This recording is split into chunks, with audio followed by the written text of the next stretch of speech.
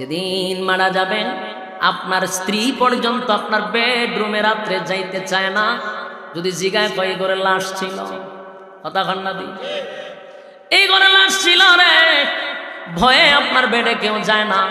অথচ এই ঘরে বসিয়া কত গল্প গুজারি করলেন। দুনিয়ার থেকে বিদায় হওয়ার পরে নিজের স্ত্রী এখন আপনার রুমে যায় না ভয়ে। পৃথিবীর মানুষ, আল্লাহ বলেন প্রত্যেকটা মানুষ তার কৃতকর্মের জন্য আমি আল্লাহর সামনে জবাব দিতে হবে, কেউ বাঁচতে পারবে না। জবাব আমি আল্লাহর কাছে দিতেই হবে। আর কিয়ামতের মাঠটা এত মারাত্মক, এত একটা ভয়ানক, সেই মাঠটা এত স্বার্থপর, কেউ কারো হবে না রে। দুনিয়াতে বিপদে পড়লে কেউ না কেউ সাহায্য করে, কিয়ামতের কাঠির ময়দানে কেউ কারো সাহায্য করবে না, কেউ কারো সাহায্য করবে না।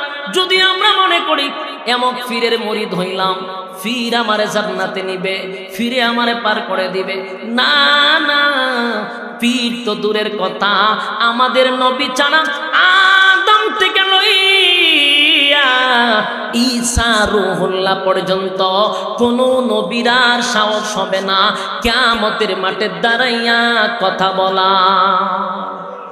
কথা বুঝতেছেন আমার? যতই ফিরাগি দেখায় অমুক পীর তমুক পীর, এই অন্ধকারের মধ্যে আর বসবাস করবেন না। আল্লাহর কসম, পৃথিবীর কোন পীরের ক্ষমতা নাই আপনার জান্নাতে নেওয়ার, কোন পীরের ক্ষমতা নাই, এমন কি কোন নবীদের কথা বলার সাহস আল্লাহর সামনে হবে না। কথা বুঝতেছেন? কারণ আল্লাহ সেদিন রহমান থাকবে না। দুনিয়াতে আল্লাহ হলেন রহমান, আল্লাহর মায়া দয়াটা বেশি। নাস্তিকের জন্য মায়া, আস্তিকের জন্য আল্লাহর মায়া। আল্লাহর পক্ষে কথা বললো আল্লাহ মায়া করে, আল্লাহর বিরুদ্ধেও যদি দুনিয়াতে কথা বলেন আমার আল্লাহ কিন্তু আপনারা মায়া করে, মহব্বত করে। কথা কয় না? কোন নাস্তিক যদি আমার মালিকরে সকালে গালি দেয় গো, দেখবেন বিকাল বেলা আমার আল্লাহ তার জন্য খানা রেডি রাখে। কেন জানেন? আমার আল্লাহর নাম রহমান। দুনিয়াতে সবার জন্য মায়া দয়া সমান, কিন্তু পরকালে আল্লাহ রহমান সবার জন্য নয় রে। আল্লাহ নাফরমানের জন্য কাহার রূপ ধারণ করবে। আল্লাহর সেদিন মায়া দয়া থাকবে না, সেদিন কোনো মায়া দয়া থাকবে না গো। নাফরমানের জন্য আল্লাহ কাহার রূপ ধারণ করবে। সেদিন এমন একটা ভয়াবহ পরিস্থিতি হবে, আল্লাহ খালি হুঙ্কার দিবে, হুঙ্কার দিবে। আদম নবীর থেকে লইয়া ঈসা রূহুল্লাহ পর্যন্ত সবাই যদি নিজের চিন্তা করবে আমার কি উপায় হবে, আমার কি উপায় হবে। আল্লাহ যে রাগান্বিত, আল্লাহর যে গুসা, আজকে দাঁড়াইয়া কথা বলার সাহস কারো নাই। আল্লাহ খালি হুঙ্কার দিবে, লিমানিল মুলকুল ইয়াউম লিল্লাহিল ওয়াহিদিল কাহার। পৃথিবীর রাজা বাদশাহ বেড়াগিরি কম করস নাই। আজকে কেউ আসুত না, একটু দাঁড়ায়া কথা বল। নমরুদ্দা, ফেরাউদ্দা, সাজ্জাদা, এরকম বড় বড় লিডারগুলি দাঁড়াইবার সাহস তো দূরের কথা, কোন নবী রাসূলগণ আল্লাহর সামনে দাঁড়াইয়া কথা বলার সাহস নাই রে। আর তোমার ফিরে বুঝি তোমার জান্নাত নিব? কথা কয় না দি? হায় রে দুনিয়ার মানুষ, হায় রে অন্ধকারের ভিতরে মানুষগুলি এখনো আছে শুধু ফিরের দোয়াই দিয়া চলে। আল্লাহ নিজে কোরআনে বলেন, কোরআনে আল্লাহ নিজেই বলছেন, ইয়াউমা ইয়াফিরুল মারউ মিন আখিহি ওয়া উম্মিহি ওয়া আবিহি ওয়া সাহিবাতিহি ওয়া বানিহি।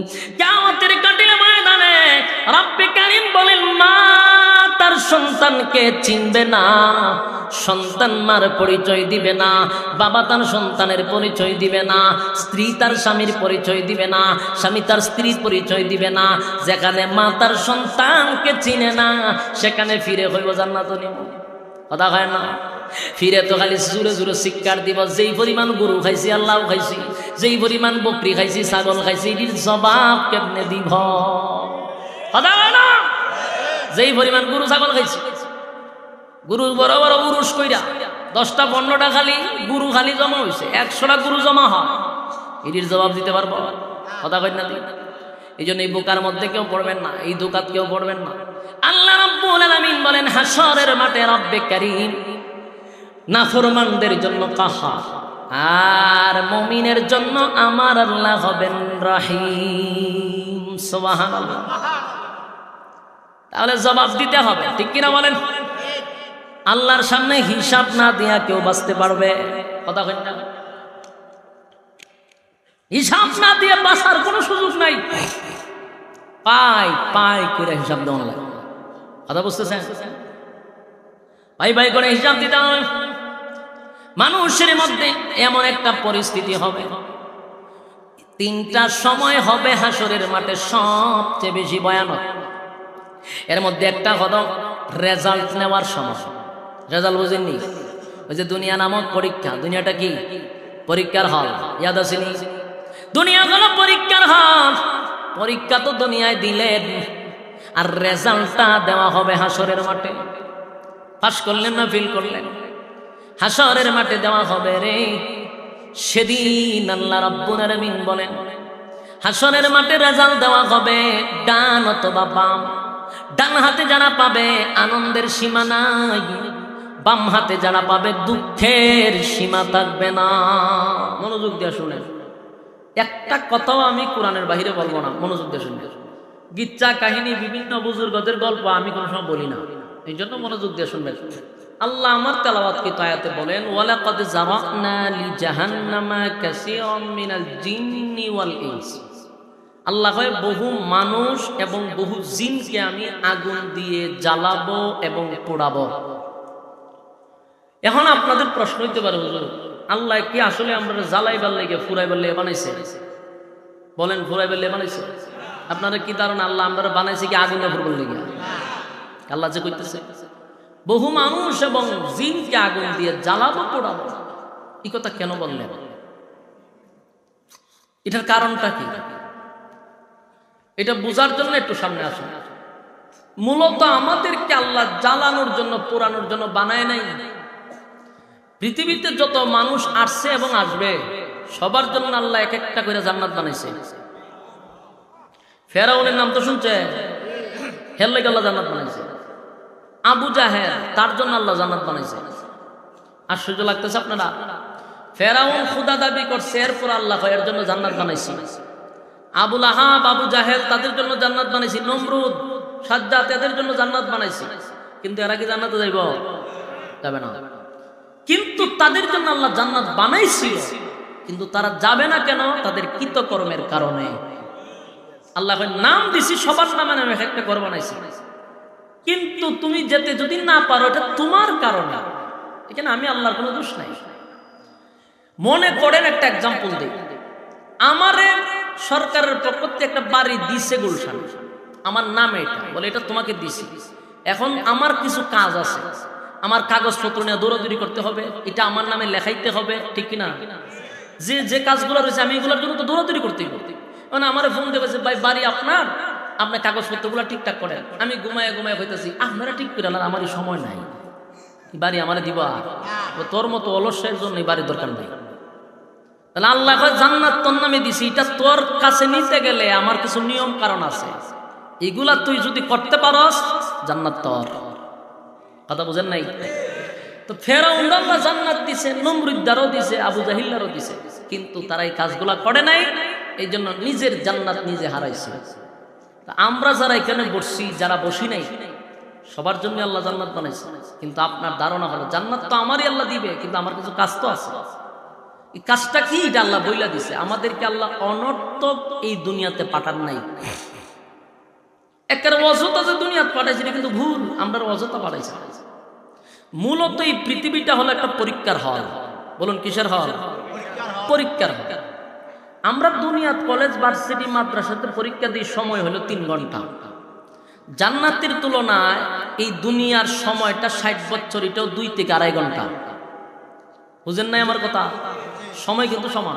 দুনিয়ার পরীক্ষা তো 3 ঘন্টা, আমরা পাঠাইছে দুনিয়া নামক পরীক্ষার হলে আমাদের জিন্দিগির সময়টা জান্নাতের তুলনায় 2 থেকে 3 ঘন্টা। পরীক্ষার সমান সময়। এই অল্প সময়ের ভিতরে পরীক্ষায় যদি পাশ করতে পারো কমপক্ষে নিম্ন স্থলে কোন রকম পাশ করলেও এই পৃথিবীর 10টা পৃথিবীর সমান জান্নাত দেওয়া হবে। কোন রকম রেজাল্ট করতে পারবে, এর 10 কমপক্ষে 10টা পৃথিবীর সমান জান্নাত। আপনারা যদি প্রশ্ন করেন বলে হুজুর এত জায়গা আল্লাহ পাইব, ঠিক না? এটা এক সময় ছিল, কিন্তু এখন বিজ্ঞান পর্যন্ত স্বীকার করতে বাধ্য, এর থেকে বেশি জায়গা হইতে পারে। বিজ্ঞান বলে এক একজন মানুষের পিছনে যদি 100টা দুনিয়ার সমানও দেয় তারপরে জায়গা থাকবে। বিজ্ঞান বিশ্বাস করে এখন। কেন? এই সূর্য যে আপনারা দেখেন, দেখতে একটা বোলের মতো দেখা যায়, ঠিক না? সূর্যটা কত বড় জানেন? এই পৃথিবীর থেকে 13 লক্ষ গুণ বড় সূর্য। কত বড়? 13 লক্ষ গুণ বড় সূর্যটা। সূর্যের উপরে আমরা দেখি তারকা রাত্রের বেলা, ছোট ছোট দেখা যায় না? এক একটা তারকা সূর্যের থেকে আরো বড়। বলুন তারকার সংখ্যা কত? বিজ্ঞানিকের বাপে পারবনি সংখ্যা বলতে, রাসূল নিজেও বলতে পারে না, কইছে আল্লাহ ছাড়া ভালো জানে, আল্লাহ ছাড়া কেউ জানে না। তাহলে কি পরিমাণ তারকা আছে? এক একটা তারকা যদি সূর্যের থেকে বড় হয়, সূর্য যদি পৃথিবীর থেকে 13 লক্ষ গুণ বড় হয়, আপনারা তো কইছে আল্লাহ পৃথিবীর 10টা পৃথিবীর সমান জান্নাত দিব মাত্র হয়। এই জন্য প্রত্যেকটা মানুষকে যদি আল্লাহ 1 লক্ষ পৃথিবীর সমান জান্নাত দেয় তাও জায়গা থাকবে। কথা বুঝতেছেন? বিজ্ঞান বিশ্বাস করে এখন। আজ থেকে 30 বছর আগে বিশ্বাস করতো না, এখন বিশ্বাস করে। কোরআনের প্রত্যেকটা কথার কাছে বিজ্ঞান মাথা নত করে। সম্মানিত শ্রোতা, আসুন, নিম্ন স্থলের জান্নাতীরে 10টা পৃথিবীর সমান জান্নাত দিবে আল্লাহ, যদি রেজাল্ট ভালো হয়। তাহলে বোঝা গেল আমরা পাঠাইছি কিসের জন্য? পরীক্ষার জন্য। অনর্থক পাঠায় নাই, অকারণে না। আল্লাহ কোরআনে নিজে বলছেন, আফাহাসিবতুম আন্নামা খালাকনাকুম আবাসান ওয়া আন্নাকুম ইলাইনা লা তুরজাউন। আল্লাহ রাব্বুল আলামিন বলেন, বান্দারে আমি তোদেরকে অনর্থক বানাই নাই, অকারণে বানাই নাই, নিষ্প্রয়োজনে বানাই নাই। আবার শব্দ দিয়ে আল্লাহ বলেন কখনো না। অনর্থক বানাই নাই, নিষ্প্রয়োজনে বানাই নাই। প্রশ্ন আসতে পারে কেন বানাইছে আল্লাহ, সেটাও কোরআনে বইলা দিছে, ওমা খালাকুতুল জিন্না ওয়াল ইনসা ইল্লা লিয়াবুদুন। আল্লাহ রাব্বুল আলামিন বলেন, মানব এবং দানবকে আমি আল্লাহ বানাইছি একমাত্র শুধুমাত্র আমি আল্লাহর ইবাদতের জন্য। বলুন তো দেখি আল্লাহ আমরা কেন পাঠাইছে? ইবাদত বন্দেগী করার জন্য, অনর্থক পাঠায় না। এ বান্দা কতদিন তুই ইবাদত বন্দেগী করবি, তোর সীমানা কতটুক আল্লাহ এটা বইলা দিছে, কুল্লু নাফসিন যায়িকাতুল মাউত। প্রত্যেকটা প্রাণীর মৃত্যুর স্বাদ গ্রহণ করতে হবে। মৃত্যু পর্যন্ত হলো আমাদের এরিয়া, এই পর্যন্ত আল্লাহর গোলামি করতে হবে। আল্লাহ ছাড়া কারো গোলামি জমিনে চলবে না। অনর্থক আমাদেরকে বানায় নাই রে, নিষ্প্রয়োজনে বানায় নাই, অনর্থক বানায় নাই, একমাত্র শুধুমাত্র আল্লাহর গোলামির জন্য বানাইছে। আল্লাহ বলে, বান্দারে গোলামি যদি করস, আমি আল্লাহর পক্ষ থেকে তোর জন্য সুসংবাদ, সুসংবাদ, নিম্ন স্থলের জান্নাতীরে 10টা পৃথিবীর সমান জান্নাত দিব। এ বান্দা, এত সম্মান আমি আল্লাহ দিব, শুধু জান্নাতি দিব এমনটা নয়। তোরে দুনিয়াত পাঠানোর পরও আমি সম্মান দিয়ে পাঠাইছি, তোরে কম সম্মান দেই নাই। আমি আল্লাহর গোটা সৃষ্টি জগতের মধ্যে মানুষের চেয়ে সম্মান আর কোনো প্রাণীকে দেই নাই, কোনো মাখলুকাতকে দেই নাই। সুবহান। আমরা শুধু বলি ফেরেশতার মতো ভালো, এরকম আমরা একটা এক্সাম্পল দেই, লোকটা ফেরেশতার মতো, লোকটা ফেরেশতার মতো ভালো। এ ফেরেশতারা, ফেরেশতারা সৃষ্টির শ্রেষ্ঠ নয়। অথচ আমরা কিতাবে পাইছি ফেরেশতারা গুনার স্বাদ বুঝে না, গুনাহ কি জিনিস জানে না, গুনার মজা বুঝে না। এরপর আল্লাহ বলেন ফেরেশতাদের চেয়েও মানুষের সম্মান বেশি।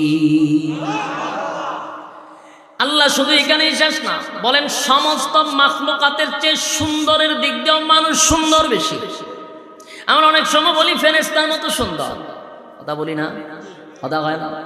ওই লোকটা তো ফেরেশতার মতো সুন্দর, আরে বেটা আমরা কই ফেরেশতার মতো সুন্দর? ফেরেশতা সুন্দর হইলে আমার আল্লাহ কোরআনে বলতো, আমার আল্লাহ বলেন মানুষের চেয়ে সুন্দর আমি আল্লাহ কোনো মাখলুক বানাই না। মানুষ সবচেয়ে সুন্দর। আরে যুবক ভাই, মানুষকে আল্লাহ সুন্দর করে বানাইছে, সময় নিয়ে বানাইছে। এই আসমান আর জমিন আল্লাহ সময় নিয়ে বানাইছে না। আসমান আর জমিন গোটা সৃষ্টি জগৎ আল্লাহ বানাইছে, আল্লাহর কোনো মেস্তুর লাগে নাই। আল্লাহ বলেন বানাইতে গিয়ে আমার হাতটা পর্যন্ত লাগাই নাই, শুধু হুকুম দিয়া সব কমপ্লিট করছি। আল্লাহ কোরআনে বলেন ইন্নামা আমরুহু ইযা আরাদা শাইআন আন ইয়াকুলা লাহু কুন ফায়াকুন। রব্বে কারীম বলেন আমি শুধু বলছি হয়ে গেছে। আপনার এলাকাতে সুবহানাল্লাহ চিনি? আল্লাহ বলেন আমি বলছি হয়ে গেছে, আমার হুকুম দিতে দেরি হইতে দেরি নাই রে। কোন বলছি তো ফায়াকুন হয়ে গেছে। আমি আল্লাহ হাতটা পর্যন্ত লাগাই নাই, কিন্তু মানুষ তোরে বানাইতে গিয়ে আমি আল্লাহ হাত লাগাইছি। আমি আল্লাহ তোরে বানাইতে গিয়া সময় লাগাইছি, প্রায় 300 দিন সময় লাগাইয়া তোরে বানাইছি। 10 মাস 10 দিনে বানাইছি। বান্দারে সময় লাগাইয়া বানাইছি, আমার কুদরতি হাত দিয়া বানাইছি, শ্রেষ্ঠত্ব দান করছি, সবার উপরে তোর সম্মান। ওয়ালাকাদ কাররামনা বনি আদম, আদম জাতিকে তো সম্মান আর মর্যাদা দিছি। যুবক ভাই কানি শেষ নয়, আল্লাহ বলেন সবচেয়ে সুন্দর কইরা বানাইছি। আমরা যখন চিড়িয়াখানার ভিতরে ঢুকি, হরিণ দেখলে কই হরিণটা সুন্দর, ময়না পাখি দেখলে বলি ময়না পাখি সুন্দর, খরগোশ দেখলে কই সুন্দর, টিয়া পাখি দেখলে কই সুন্দর, বিড়াল দেখলে কই সুন্দর, ভাগ দেখলে কই সুন্দর। আল্লাহ বলেন বান্দারে তুই যাদেরকে দেখে বলো সুন্দর, তাদের জবান যদি থাকতো তারা তোর সঙ্গে বলতো আমরা যে সুন্দর। এই কথাটা তো আল্লাহ কোরআনের কোথাও বলে নাই, কোনো জায়গায় কোরআনে বলে নাই। তুমি যে সুন্দর আমার আল্লাহ কোরআনে বলছে। শুধু তাই নয়, আমার আল্লাহ বলতে গিয়া 4টা কসম কইরা বলছে, জোরে করুন সুবহান। আমরা যে সুন্দর, এই কথাটা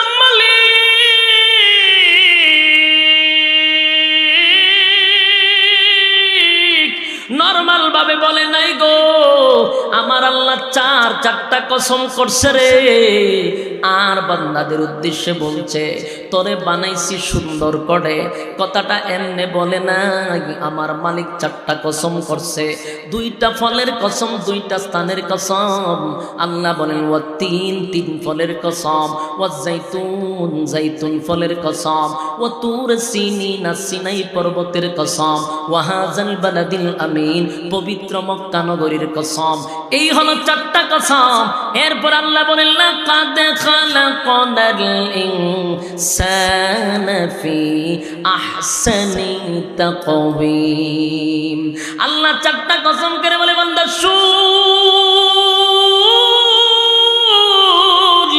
আমি আল্লাহ তোর সুন্দর করে বানাইছি, তোর থেকে সুন্দর কোনো মাখলুক বানাই নাই। তোরে বড় সুন্দর করে বানাইছি, তোরে দেখতে সুন্দর, তোর ইজ্জত সুন্দর, তোর গেটআপ সুন্দর, তোর সম্মান বেশি মাটির চাইছি না। আবা হাসিবতুম আন্নামা খালাকনাকুম আবাসা ওয়া আন্নাকুম ইলাইনা লা তুরজাউন। আবার শব্দ দিয়ে আল্লাহ শক্ত করে বলেন কখনো না। তুই যা ভাবতেছিস বান্দা তোর ধারণা ভুল। আমি তোরে অনর্থক কেন বানাইব?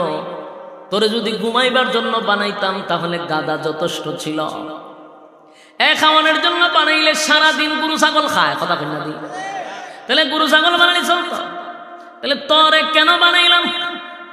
যুবক ভাই, রব্বে কারীম বলেন ওয়ামা খালাকতুল জিন্না ওয়াল ইনসা ইল্লা লিয়াবুদুন, তোরে বানাইছি আর দানবরে বানাইছি আমার ইবাদত বন্দেগীর জন্য। কথা কয় না কিসের জন্য?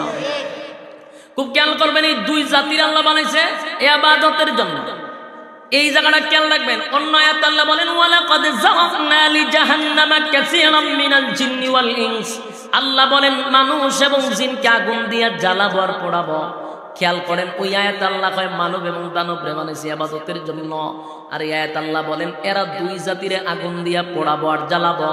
তাহলে দুই জাতিরে ইবাদতের জন্য বানাইছে, ইবাদত না করলে দুই জাতিরই জাহান্নামে জ্বালাবে। এরপর আল্লাহ বলেন লাহুম কুলুবুন লা ইয়াফকাহুনা বিহা ওয়া লাহুম আ'য়ুনুন লা ইউবসিরুনা বিহা ওয়া লাহুম আযানুন লা ইয়াসমাউনা বিহা। রব্বে কারীম বলেন বান্দা শুন, আমি আল্লাহ তোরে বুঝার মতো একটা অন্তর দিছি রে বান্দা। এ বান্দা তোরে বুঝার মতো আমি একটা ক্ষমতা দিছি। বুঝার মতো ক্ষমতা কোন গরু ছাগলের, কথা কন্যা দি, বুঝার মতো ক্ষমতা গরু ছাগলের নাই, চতুষ্পদ জানোয়ারের নাই, এটা তোরে দিছি। লাহুম কুলুবুন লা ইয়াফকাহুনা বিহা ওয়া লাহুম আ'য়ুনুন লা ইউবসিরুনা বিহা। আল্লাহ বলেন দুইটা চক্ষু দিছি দেখার জন্য। কিসের জন্য দিলাম? দেখবি। কি দেখবি? আমার সৃষ্টি জগৎ দেখবি, আমি আল্লাহর চিনবি। কিন্তু আমরা অন্তর দিছে বাবার জন্য, আল্লাহকে নিয়া অন্তর দিয়া ভাবি 14ই ফেব্রুয়ারিতে কিভাবে ফোন দেওয়া যায়। ব্রিজের নিচে দিব না পার্কের সিফাই দিব না কলেজের ছাদের উপরে দিব? কথা কন, এটা নিয়ে নিয়ে ভাবে। আর আল্লাহ বলেন চক্ষু দিলাম দেখার জন্য, এর চোখ দিয়া রূপবানের নাচ দেখে। আল্লাহ কয় ওয়ালাহুম আ'য়ুনুন লা ইউবসিরুনা বিহা ওয়া লাহুম আযানুন লা ইয়াসমাউনা বিহা। কান দিলাম শোনার জন্য, কিন্তু কান দিয়া কি শুনবি? কোরআন শুনবি। কিন্তু কানের ভিতরে ইয়ারফোন লাগাইয়া খালি ডান্স ডান্স ডান্স শুনে। আল্লাহ কয় তাহলে চক্ষু দিলাম কিসের জন্য? কান দিলাম কিসের জন্য? অন্তর দিলাম কিসের জন্য? তুই কোন কাজে লাগাইলি? এ বাংলা শুন, নিয়ামতের সঠিক কাজে যদি না লাগাস রে, এরপরে আল্লাহ পরের অংশে বলেন উলাইকা কাল আনআম, উলাইকা কাল আনআম যদি রাখতো ভালোই ছিল। আল্লাহ বলেন চতুষ্পদ জানোয়ারের মতো, এখানে হইলে ভালোই ছিল। পরের অংশে বলেন না না বাল হুম আদাল, তোরা চতুষ্পদ জানোয়ারের চেয়েও আর নিকৃষ্ট। আমার কথা কি বুঝতেছেন? আল্লাহকে আমাদের গরু ছাগল চতুষ্পদ জানোয়ারের সমান কইছে না আরো নিকৃষ্ট হইছে? সমান বলে নাই, আরো নিকৃষ্ট বলছে। ঠিক কথা কই না দি? এর একটা কারণ আছে।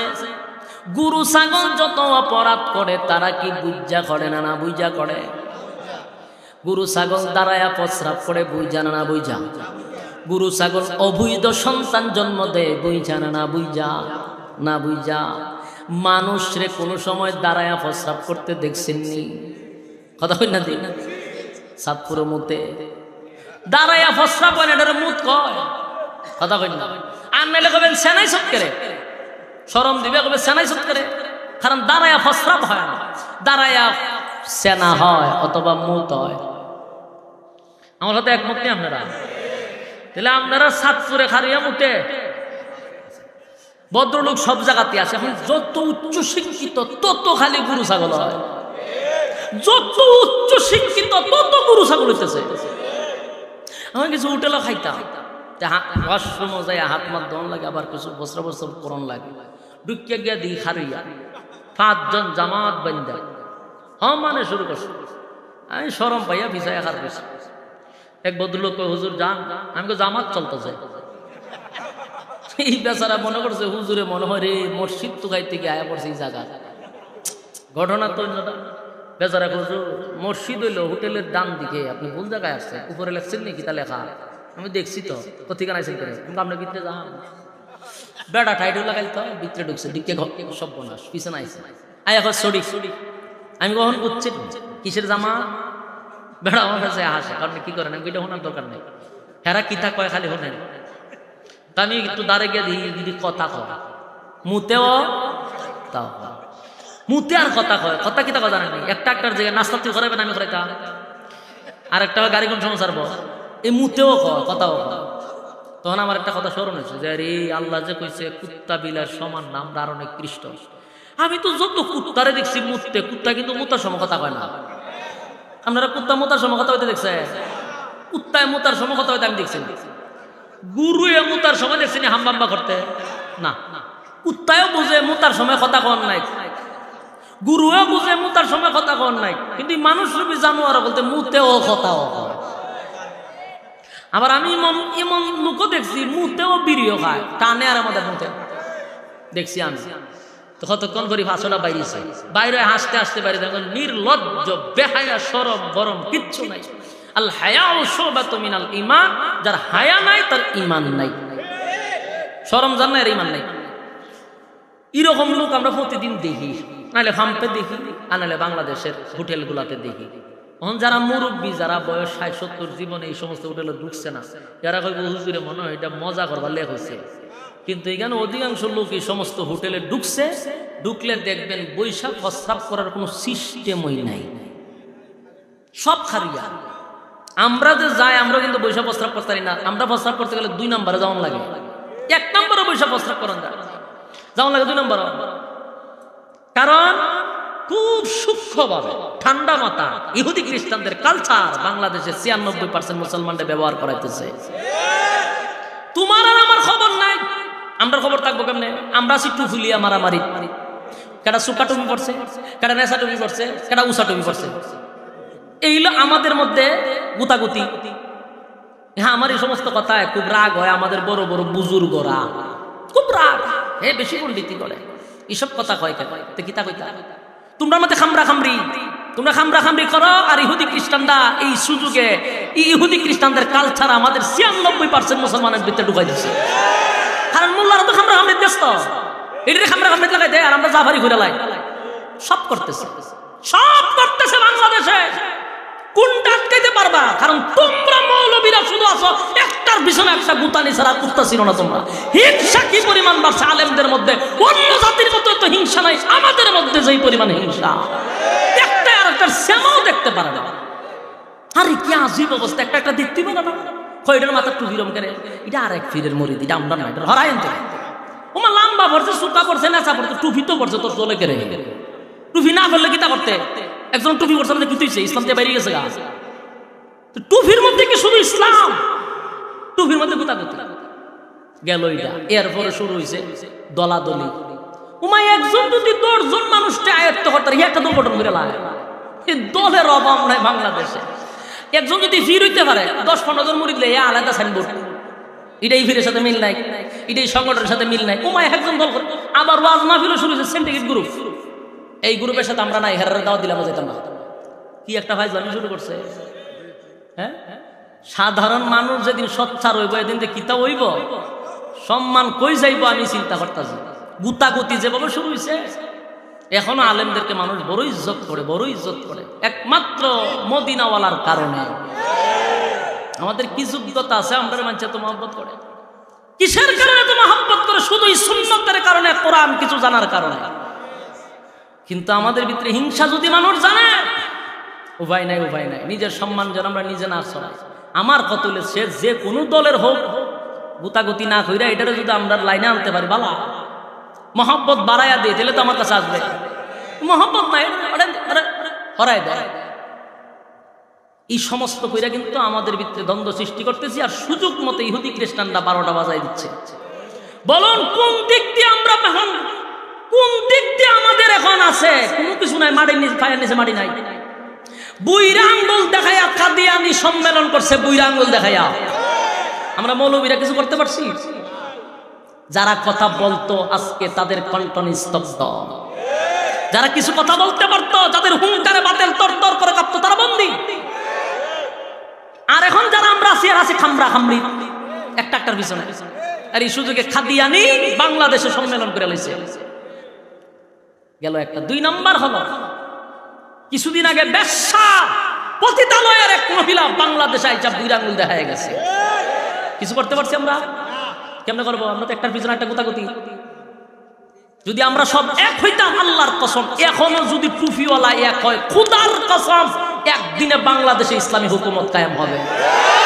একদিনে আমি চ্যালেঞ্জ করলাম, যদি খালি টুপিওয়ালা এক হয়, খুদার কসম করে আরেকটা কথা বলে যাই, এই দেশে নয় কোথাও ইসলামী হুকুমত কায়েম হবে না ইমাম মাহদি আসার আগ পর্যন্ত। কেন জানেন? ইমাম মাহদি আসার আগে টুপিওয়ালারা কোনদিন এক হইতো পারতেও না, আর ইসলামী হুকুমত কায়েম হবেও না। ইমাম মাহদি যেদিন আসবে, এদিন সমস্ত দল মত নির্বিশেষে সবাই এক হয়ে যাবে। সেদিন আর কোনো দল থাকতো না, কে ওয়াহাবি, কে সুন্নি, কে জামাত, কে সুরমুনাই, কে ইডা হিডা, কোনো দল নাই, সব একজনের হাতে গিয়ে বায়াত হবে। আর এর আগ পর্যন্ত টুপিওয়ালা এক হতো না, ইসলামী হুকুমত কায়েম হবেও না। সম্মানিত শুধু এমনি তো আমার নিয়ে কামড়া কামড়ি শুরু হয়েছে, আমি বেশি বইলা লাইছি আগের ছিল, কিন্তু অত্যন্ত বারাক্রান্ত মন নিয়ে কথা বলতে বাধ্য হয়েছি। এগুলা কিন্তু অন্তরের কথাটাই বলছি আমি। শুধু আমাদের মধ্যে আন্তরিকতার অভাব, আমাদের মধ্যে সংকীর্ণতা বেশি, আমাদের মধ্যে উদারতা নাই, ভালোবাসা কম। ঠিক নেই? খুব কম, খুব কম। সম্মানিত শুধু যেই কথাটা বলতেছিলাম, আজকে দেখবেন প্রত্যেকটা হোটেলে, প্রত্যেকটা পাম্পে দাঁড়িয়ে প্রস্রাব করার সিস্টেম করে দিচ্ছে। অথচ এই দেশটা কিন্তু 96% মুসলমানের দেশ। এটা আমরা আশা করি না এই দেশে এরকম অবস্থা। প্রত্যেকটা হোটেলওয়ালা লিখে দেওয়ার দরকার ছিল দাঁড়িয়ে প্রস্রাব করা নিষেধ। ঠিক কিনা বলেন? বাধ্যতামূলক সে বৈশাখ প্রস্রাব করতেই হবে, কিন্তু কিছু করার নাই, কারণ আমরা প্রতিবাদ করি না তো। সম্মানিত শুধু বলুন তো দেখি, দাঁড়ায় যে প্রস্রাব করে মানুষ বুঝা না বুঝা? কথা কয় না, কয় না বুঝা বলে। মানুষ বুঝি না বুঝা করে, মানুষ বুঝা শুনে খারিয়া মুতে। গরু ছাগল দাঁড়াইয়া সেনায় মুতে, এরা বলল না বুঝা। কিন্তু মানুষ তো দাঁড়াইয়া প্রস্রাব করে না, দাঁড়াইয়া মুতে, বুঝা শুনে না। গেল এক। 2 নাম্বার হল কুত্তা বিলাই, গরু ছাগল, ভেড়া বকরি, এগুলা যে অবৈধ সন্তান জন্ম দেয়, বুঝা না বুঝা। আর বাংলাদেশের কুলাঙ্গাররা বুঝা শূন্য না বুঝা অবৈধ সন্তান জন্ম দেয়। বুঝা শূন্য ঠান্ডা মাথায় নিরিবিলি পার্কের চিপায় চাপায় হোস্টেলে দরজা লাগায়া বাউন্ডারির উপরে আকাম কোকাম করেনি। 14 ফেব্রুয়ারিতে সেদিন রাষ্ট্রীয়ভাবে এটা আপনাকে দেওয়া হয়েছে, কোনো অসুবিধা নাই। এদিন আপনি বিভিন্ন পার্কে দেখা সাক্ষাৎ করতে পারবেন, ভালোবাসা দিবস, কোনো অসুবিধা নাই। কিন্তু যে বিষয়টা আপনারা খেয়াল করেন, এটা আমি করি, সেদিন একটা 12 বছরের মাইয়ার সাথেও 30 বছরের একটা ছেলে প্রেম করতে পারে, মানে ভালোবাসা ফুল দিতে পারে, কোনো অসুবিধা নাই। এটারে কয় এনজয়। এটারে কি দেখো কথা কই না দিই, এটা এনজয়। 12 বছর, 13 বছর, 14 বছর, 15 বছরের মাইয়ার লগে প্রেম করন যায়, ফিরিত করন যায়, কোনো অসুবিধা নাই, এটা কি এনজয়। কিন্তু এই 12, 13, 14, 15 বছরের মাইয়ারে যদি আপনি বিয়া করতে যান, দণ্ডনীয়। কথা খালি আপনি জেল, যে মোল্লা বিয়া করে, যে মোল্লা সুদ্ধা জেল। কেন? অদণ্ডনীয় অপরাধ। বয়স হয়েছে না, এটার ফেম করার বয়স হয়েছে, আহাম করার বয়স হয়েছে। আহাম করার লেগে কয়টা এনজয়। কথা বুঝতেছেন? এগুলা নিয়ে চিন্তা করবেন কেন? চিন্তা তো করেন টুপি কোনটা উজা লাগাইছে, আমরা এগুলো চিন্তা করি না। এই দেশে 14 বছরের মাইয়ারে বিয়া করন জানা দণ্ডনীয় অপরাধ, কিন্তু এই দেশের 14 বছর বালিকার সাথে পীড়িত করা যায়, আহামও করে, উহামও করে। ধরা খাইলে হয় এক বয়সে এনজয় করে, কোনো অসুবিধা নাই। দুঃখের বিষয় হইল 14 ফেব্রুয়ারি যাবার প্রায় 10 মাস 10 দিন পরে বিভিন্ন জায়গায় নবজাতক শিশু পাওয়া যায়, বিশেষ করে ডাস্টবিনে পাওয়া যায়, বাথরুমে পাওয়া যায়। এগুলা কিন্তু আমার মুখের কথা না, পত্রিকার রিপোর্ট আছে। নবজাতক শিশু পাওয়া যায়, তখন দেখবেন 71-এ গিয়া হয় নবজাতক শিশু পাওয়া গেছে ডাস্টবিনে। এ জানোস না এটা করতে গেছে?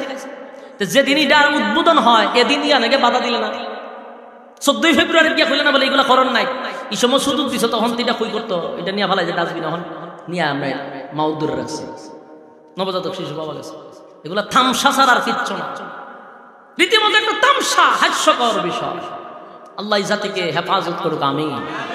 সম্মানিত শুধু এখন বর্তমানে উচিত কথার বাত নাই, উচিত কথা বলবেন তো আপনার জন্য বিপদ সংকেত আছে। এখন অনেক উলামায়ে কেরাম হক কথাটাও বলতে পারে না, জানে হক কথা সবাই জানে, কিন্তু বলতে পারে না। বেশি বলতে গেলে কণ্ঠ নিস্তব্ধ হয়ে যায়। সব আমরা জানি, বলতে পারি না। হক কথা মিম্বরে বসলে ইমামতি খতিবগিরিও শেষ। কথা বুঝতেছেন? কয়েকদিন একটু জোরালো বক্তব্য দিয়ে অথবা সত্য কথাগুলো উপস্থাপন করলে হুজুর আগামী জুম্মার থেকে আপনার আশা লাগবে না। কেন এখন আর দরকার নাই। কেন? ওই যে হুজুরে কিছু মলম লাগাইছে, এটা জ্বলা শুরু হয়েছে। সম্মানিত শুধু এই অবস্থা কিন্তু প্রত্যেকটা চ্যাপ্টারে। আল্লাহ আমাদেরকে হেফাজত করুক, আমিন। আল্লাহ হয় উলাইকা কাল আনআম বাল হুম আযাল। এরে চতুষ্পদ জানোয়াররা আকাম কুকাম করে না বুঝা, আর তোরা যে আকাম কুকাম করো বুঝা শুনি না, তাহলে যারা বুঝা অপরাধ করে আর যারা না বুঝা অপরাধ করে এরা কি সমান? জুড়ে বলেন সমান। এই জন্য আল্লাহ আমাদের সমান বলে নাই। আল্লাহ গরু ছাগলের সমান বলে নাই। আল্লাহ হয় তোরা চতুষ্পদ জানোয়ারের চেয়ে আরো নিকৃষ্ট। এখন বুঝছেন সমান কেন বলে নাই? আমরা বুঝা অপরাধ করি আর চতুষ্পদ জানোয়ার না বুঝা করে, এর লেগে আল্লাহ হয় সমান না, আরো নিকৃষ্ট। আল্লাহ রাব্বুল আলামিন যেহেতু আমাদেরকে নিকৃষ্ট বলছে, বাঁচার উপায় আছে না? উপায় নাই। কারণ চোখ দিছে দেখার জন্য, কান দিছে শোনার জন্য, অন্তর দিছে বাবার জন্য। নিয়ামত সঠিক কাজে লাগাইতে হয়, ঠিক কিনা বলেন? আল্লাহ রাব্বুল আলামিন বলেন, বান্দারে তুই যা করস আর না করস আমি আল্লাহ কিন্তু সব দেখি। রাত্রের আধারে যা করস তাও দেখি, দিনের আলোতে যা করস তাও দেখি, মুখে যা বলস তাও শুনি, অন্তর দিয়া যা ভাবস তাও দেখি। কথা কন? বিরক্ত লাগতেছে আপনারা? না বিরক্ত তো লাগবেই। গিচ্ছা কাহিনী শুনলে মজা লাগে। হ্যাঁ, পিসাব নদীর উপর দিয়া যায় নামাজ বিছে উড়াল দেখেছে গা, দেখবেন ওগুলো সুবহানাল্লাহ বেহুশ হয়ে যায়। ফুদা ডিম পাঠালিছে হুজুর, সব বোনার সামনে তো বড় বুজুর্গ। এটি হলে মজা লাগে আপনারা? কথাগুলি মনোযোগ দিয়ে শুনেন। রাতের অন্ধকারে আমরা যা করি আল্লাহ দেখেনি? হ্যাঁ, দিনের আলোতে যা করি দেখে। যেটা বলি সেটাও শুনে, যেটা বলি না অন্তরে অন্তরে ভাবি সেটাও শুনে। সুবহানাল্লাহ। আল্লাহ আমি বলেন প্রত্যেকটা মানুষ তার কৃতকর্মের জন্য আমি আল্লাহর সামনে দাঁড়াইতেই হবে। কুল্লু নাফসিন বিমা কাসাবাত রাহিনা। প্রত্যেকটা মানুষ তার কৃতকর্মের জন্য জবাব দিতে হবে। আরে কিয়ামতের কঠিন ময়দানে আমি আল্লাহ কিন্তু পাই পাই করে হিসাব নিব। পরীক্ষার হল হিসাবে দুনিয়া বানাইছি। পরীক্ষা যেদিন শেষ হবে এদিন তোমার জিন্দেগির একটা শেষ হয়ে যাবে, তোমার জন্য একটা কিয়ামত হবে। যুবক ভাই, কিয়ামত কিন্তু প্রথমত দুই প্রকার। একটা হলো যার যার কিয়ামত, আর একটা হলো সমষ্টিগত কিয়ামত। যার যার কিয়ামত মানে এই মুহূর্তে যদি আমি স্টেজে মারা যাই, আমার জন্য কিয়ামত এখান থেকে শুরু। মাম্মাতা ফাকাত কামাত কামাতুহু, যে যখন মারা যায় তার কিয়ামত শুরু। আর একটা হলো সমষ্টিগত কিয়ামত, এটা হলো ইসরাফিল আলাইহিস সালাতু ওয়াস সালাম বাঁশি বাজাইবে, সেদিন হবে সমষ্টিগত কিয়ামত।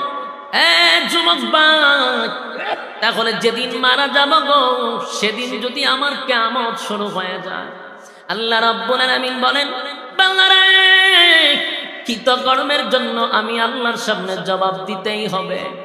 তাহলে বুদ্ধিমান ওই ব্যক্তি দুনিয়ার জমিনে চলাকালীন অবস্থায় আমি যদি আমার মালিকরে ভয় পাই, আমি যদি আখিরাতের কথা স্মরণ করি, আমি যদি আমার রেজাল্টের কথা স্মরণ করি, তাহলে আমি আকাম কুকাম করতে পারি না। কারণ এই আকাম কুকাম করে ধন সম্পদ করে কার জন্য রেখে যাব? যাদের জন্য রেখে যাব গো আমি দুনিয়ার থেকে বিদায় হওয়ার পরে আমার সম্পত্তি তারা বিভিন্ন অবৈধ কাজে লাগাবে, আর আমি আমার কৃতকর্মের সব নিয়া হাসরের মাঠে মাইর খাইব। এটা বুদ্ধিমানের কাজ হতে পারে না, ঠিক কিনা বলেন? কবি বলেন এমন জীবন করিয়া গঠন, মরিলে হাসিবে তুমি কাঁদিবে বুভ।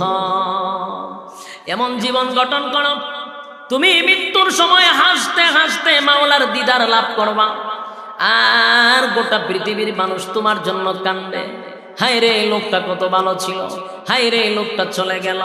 মানুষ কাঁদবে, তুমি হাসবা। আর যদি তোমার নসিব খারাপ হয়, এমন জীবন তুমি করিও না গঠন, মরিলে কাঁদিবে তুমি, হাসিবে ভুবন। আমাদের সমাজে এমন লোক বেশি দেখা যায় রে, যারা মারা যাওয়ার পরে মানুষ কয় আল্লাহ যে মরছে, কথা হয় না, ভাইয়া যে মরছে, এর উপরে ঠাড়া পড়ছে। আর সে তার কৃতকর্ম লইয়া কানতে কানতে হাসরের মাঠে যাবে। তাম পৃথিবীর মানুষ বলবে আল্লাহ লোকটা যে মারা গেছে বড় খুশি হয়েছি, কারণ তার জুলুমে, তার অত্যাচারে, তার ব্যবহারে আমরা অতিষ্ঠ। ঠিক কিনা বলেন? যুবক ভাই, মালাকুল মউত আজরাইল কাউকে ছাড় দিবে না, কাউকে ছাড় দিবে না।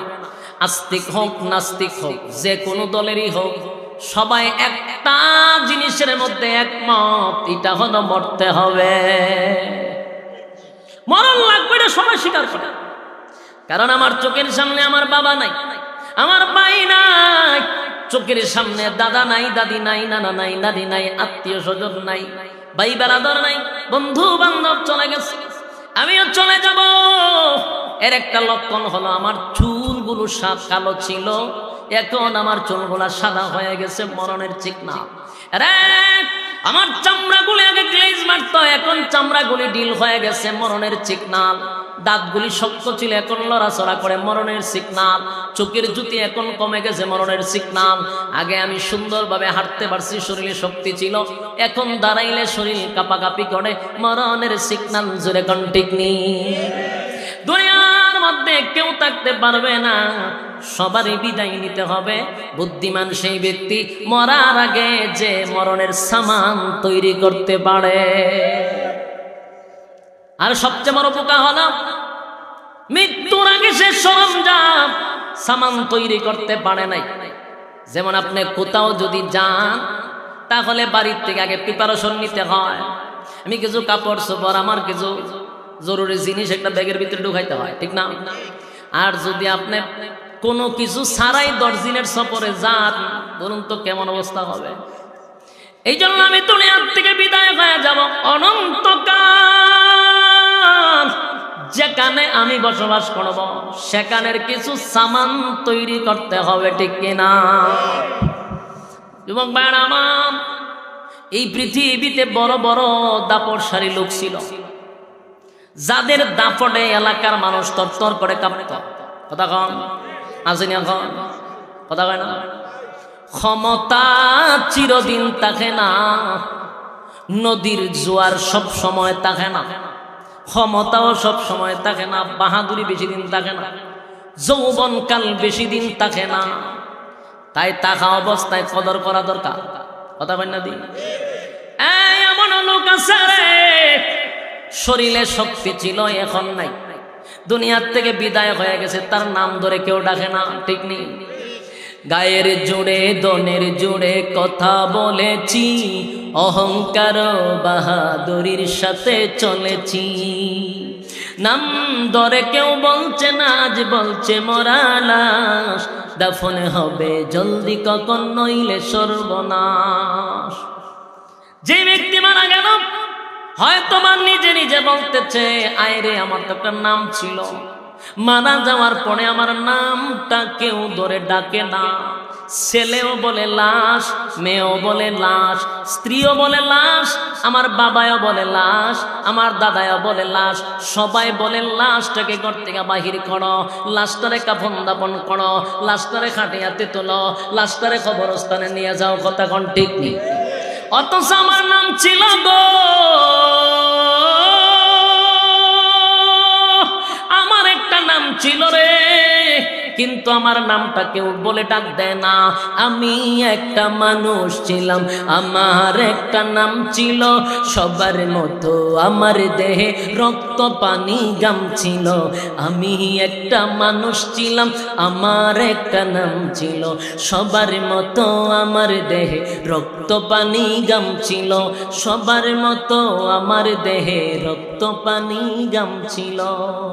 গায়ের জোরে ধনের জোরে কথা বলেছি, অহংকার বাহাদুরির সাথে চলেছি। নাম ধরে কেউ বলছে না, আজ বলছে মরা লাশ, দাফন হবে জলদি কখন নইলে সর্বনাশ। ঠিক নেই? নাম ধরে কেউ বলছে না, আজ বলছে মরা লাশ, দাফন হবে জলদি কখন নইলে সর্বনাশ। রাত্রে সবাই আমার ঘরে লাশের ভয়ে কাঁপছিল, রাত্রে সবাই আমার ঘরে লাশের ভয়ে কাঁপছিল। এই যে বিল্ডিং এ, যে বেডরুমে আপনার প্রিয়তমা স্ত্রী লইয়া ঘুমাইলেন, গল্প করলেন, যেদিন মারা যাবেন আপনার স্ত্রী পর্যন্ত আপনার বেডরুমে রাত্রে যাইতে চায় না। যদি জিগায় কই ঘরে লাশ ছিল, কথা কন্যা দি, এই ঘরে লাশ ছিল রে, ভয়ে আপনার বেডে কেউ যায় না। অথচ এই ঘরে বসিয়া কত গল্প গুজারি করলেন। দুনিয়ার থেকে বিদায় হওয়ার পরে নিজের স্ত্রী এখন আপনার রুমে যায় না ভয়ে। পৃথিবীর মানুষ, আল্লাহ বলেন প্রত্যেকটা মানুষ তার কৃতকর্মের জন্য আমি আল্লাহর সামনে জবাব দিতে হবে, কেউ বাঁচতে পারবে না। জবাব আমি আল্লাহর কাছে দিতেই হবে। আর কিয়ামতের মাঠটা এত মারাত্মক, এত একটা ভয়ানক, সেই মাঠটা এত স্বার্থপর, কেউ কারো হবে না রে। দুনিয়াতে বিপদে পড়লে কেউ না কেউ সাহায্য করে, কিয়ামতের কাঠির ময়দানে কেউ কারো সাহায্য করবে না, কেউ কারো সাহায্য করবে না। যদি আমরা মনে করি এমন ফিরের মুরিদ হইলাম, ফির আমারে জান্নাতে নিবে, ফিরে আমারে পার করে দিবে, না না, পীর তো দূরের কথা, আমাদের নবী ছাড়া আদম থেকে লইয়া ঈসা রূহুল্লাহ পর্যন্ত কোন নবীরার সাহস হবে না কিয়ামতের মাঠে দাঁড়াইয়া কথা বলা। কথা বুঝতেছেন আমার? যতই ফিরাকি দেখায় অমুক পীর তমুক পীর, এই অন্ধকারের মধ্যে আর বসবাস করবেন না। আল্লাহর কসম, পৃথিবীর কোন পীরের ক্ষমতা নাই আপনার জান্নাতে নেওয়ার, কোন পীরের ক্ষমতা নাই, এমন কি কোন নবীদের কথা বলার সাহস আল্লাহর সামনে হবে না। কথা বুঝতেছেন? কারণ আল্লাহ সেদিন রহমান থাকবে না। দুনিয়াতে আল্লাহ হলেন রহমান, আল্লাহর মায়া দয়াটা বেশি।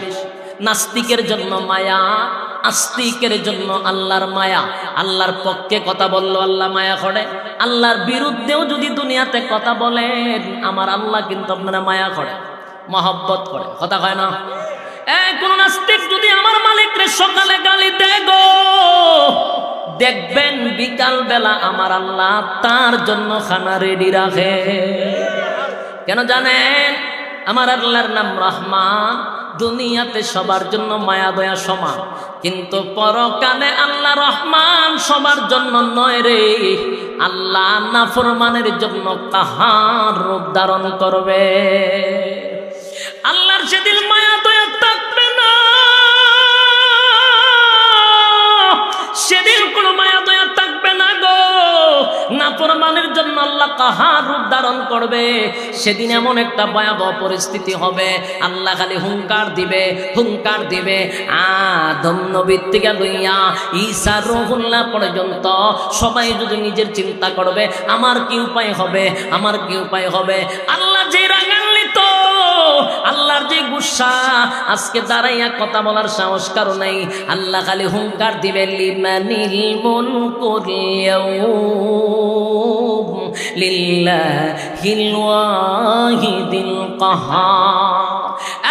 পৃথিবীর রাজা বাদশাহ বেড়াগিরি কম করস নাই। আজকে কেউ আসুত না, একটু দাঁড়ায়া কথা বল। নমরুদ্দা, ফেরাউদ্দা, সাজ্জাদা, এরকম বড় বড় লিডার গুলি দাঁড়াইবার সাহস তো দূরের কথা, কোন নবী রাসূলগণ আল্লাহর সামনে দাঁড়াইয়া কথা বলার সাহস নাই রে। আর তোমার ফিরে বুঝি তোমার জান্নাত নিব। কথা হয় না দি?